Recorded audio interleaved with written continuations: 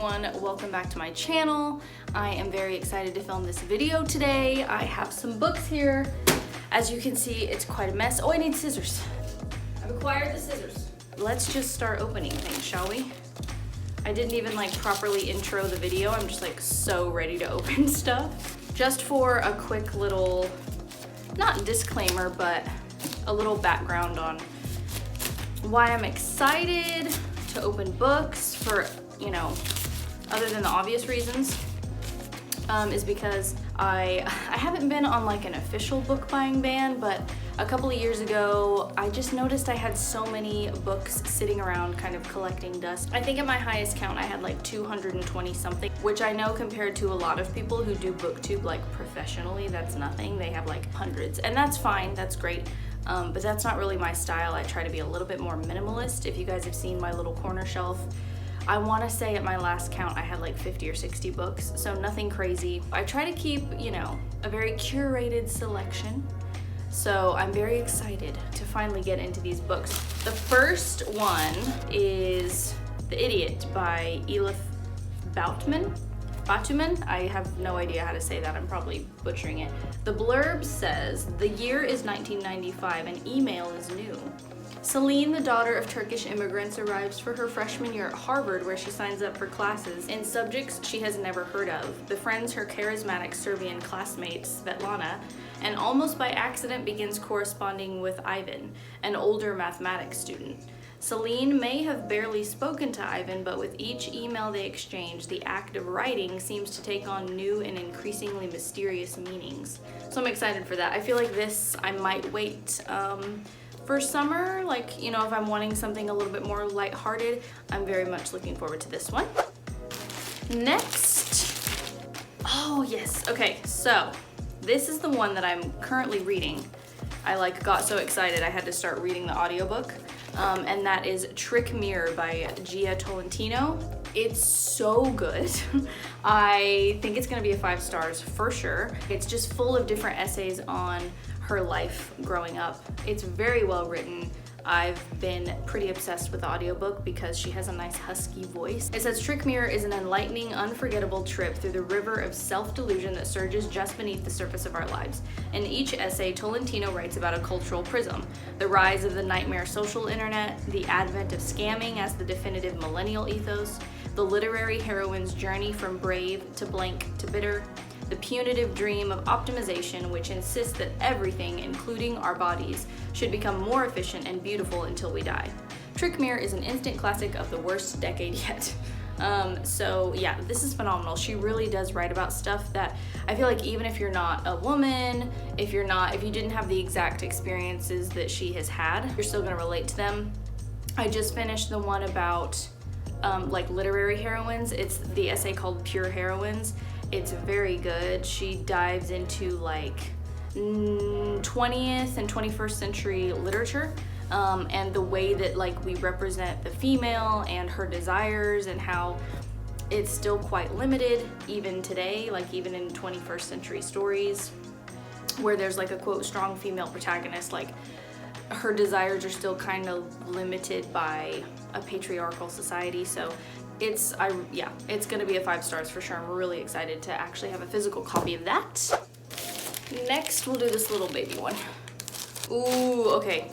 Okay, so I'm excited for all of these because obviously like that's why I bought them, because I want to read them, but this one especially, I Who Have Never Known Men by Jacqueline Hartman. Came up on my Instagram and somebody said it's one of those books that will just kind of like rock your world and they're still thinking about it. It says, for a very long time the days went by, each just like the day before. Then I began to think and everything changed. Deep underground, 39 women live imprisoned in a cage. Watched over by guards, these women have no memory of how they got there, no notion of time, and only vague recollections of their lives before. As the burn of electric light merges day into night and numberless years pass, a young girl, the 40th prisoner, sits alone and outcast in the corner. But soon she will show herself to be the key to the others' escape and survival in a strange world that awaits them above. So I want to say this might be kind of dystopic or like have a slight science fiction undertone. It just says fiction, but it was blurbed by, or it has an introduction by Sophie McIntosh, who wrote The Water Cure. And well, I guess that was just fiction too, but I did like The Water Cure, so that says good things about this. Also, I feel like this is so obvious I shouldn't have to say it, but if you're looking to save money on books, just thrift them. Like, go to eBay. These are all from eBay.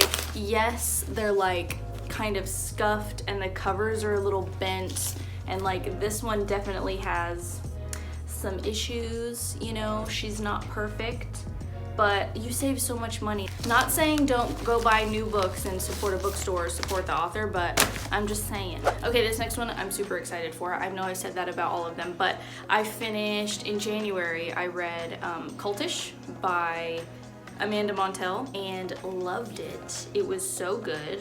Her writing is incredible, and so I realized she had another book. This was actually her debut, I think. Word Slut, A Feminist Guide to Taking Back the English Language. It says it's a brash, enlightening, and wildly entertaining feminist look at gendered language and the way it shapes us. Yeah, this is gonna be really fascinating because I catch myself all the time. Like, I'll be like, hey guys, but I'm like walking up to a group of girls. It says, the word bitch conjures many images, but it is most often meant to describe an unpleasant woman.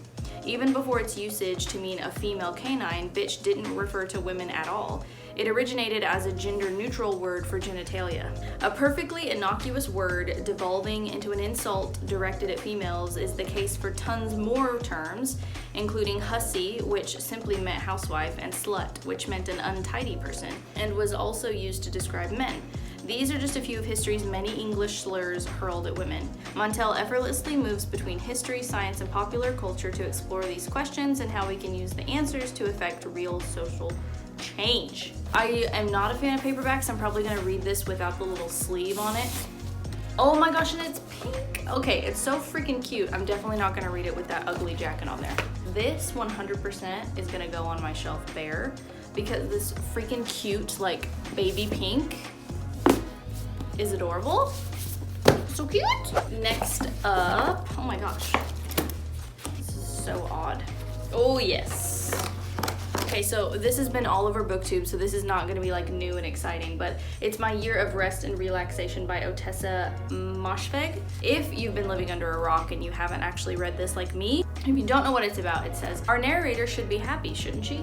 She's young, thin, pretty, a recent Columbia graduate, works an easy job at a hip art gallery, lives in an apartment on the Upper East Side of Manhattan paid for, like the rest of her needs, by her inheritance. But there is a hole in her heart, and it isn't just the loss of her parents or the way her Wall Street boyfriend treats her or her sadomasochistic relationship with her best friend Reba. It's the year 2000 in a city aglitter with wealth and possibility. What could be so terribly wrong? Are you gonna block my light? Anyway, very excited for this one. Yeah, I don't know that I've heard a bad review of this, genuinely. I think every single person I have seen review it on BookTube has raved about it, so I'm excited. There's like a pink thing happening, and I swear I didn't do that on purpose, but like almost all of these have pink.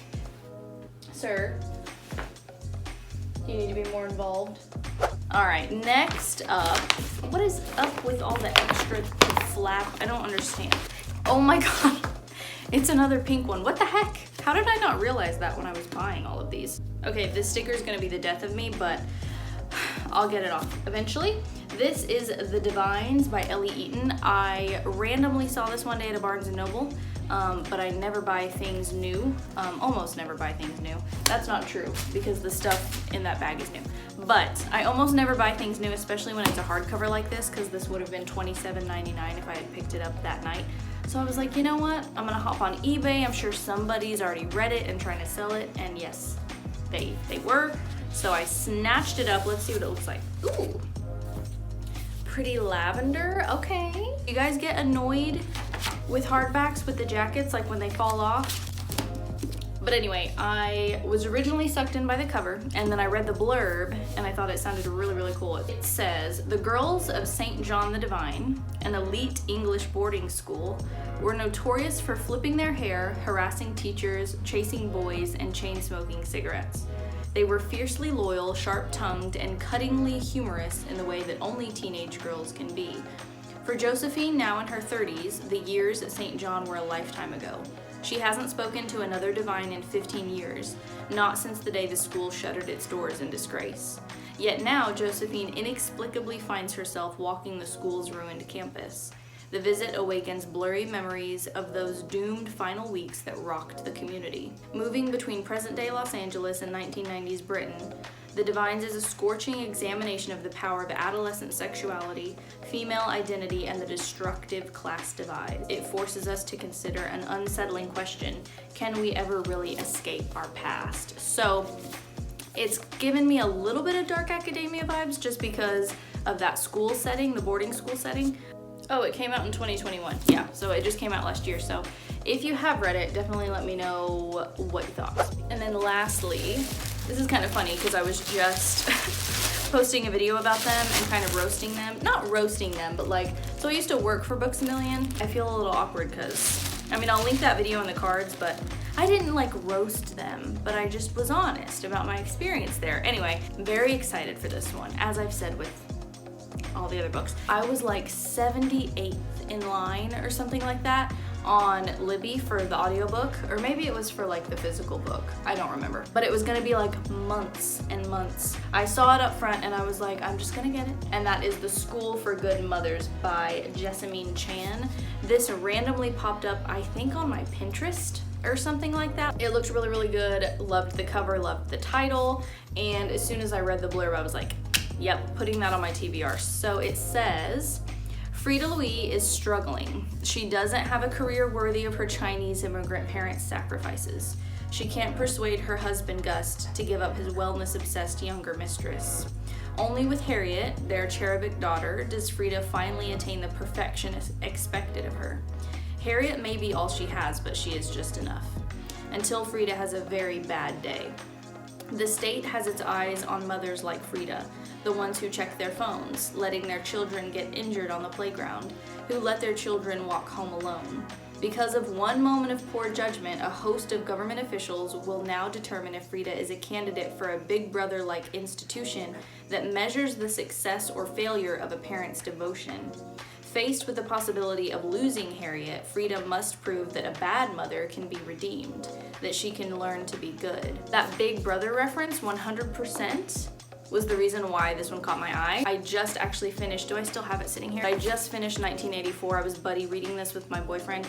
I've read this now like 3 times. I think it was his first time, but we buddy read it together and it's my favorite book. It's a dystopic novel. It's very good. I feel like this is a must read. It's the book that I always recommend no matter who you are, you know, what you're asking for, what genre that you read. If you ask for a recommendation from me, 1984 is always the first thing that I blurt out because it's so freakishly accurate to the world that we're living in. He was really ahead of his time and it's disturbing in all the wrong ways. All that being said, the Big Brother reference in here is a reference to 1984. So I'm very excited for this. I'm probably gonna do a reading vlog on it in the month of March, I'm thinking, maybe. Thank you guys for watching. That is all I have. Have you read any of these? Are they good? What did you think? Let me know. What else should I put on my March TBR? Let me know, and I'll see you guys next time.